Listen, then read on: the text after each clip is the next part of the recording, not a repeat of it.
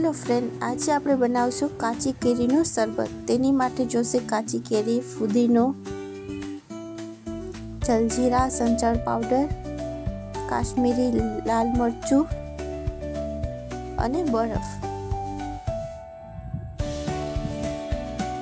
કાચી કેરીને છાલ ઉતારી અને સુધારી લેવાની છે। આ રીતે નાના કટકા કરી લેવાના છે અને કાચી કેરી અને ફુદીનાને બંનેને મિક્સચરમાં ક્રશ કરવાનું છે। બરફ નાખીને ક્રશ કરવાનું છે, જેથી આપણો શરબત છે એ કાળો ન પડે અને એનો નેચરલ કલર જે હોય એ જ રહે। આ રીતના કરી લેવાનું છે। હવે આપણે એક તપેલીમાં ક્રશ કરેલું કાચી કેરી નાખવાનું છે અને તેમાં પાણી થોડુંક એડ કરવાનું છે। બધું એક સરખું મિક્સ કરી અને બરફ નાખી દઈશું, જેથી આપણો શરબત ઠંડો રહે।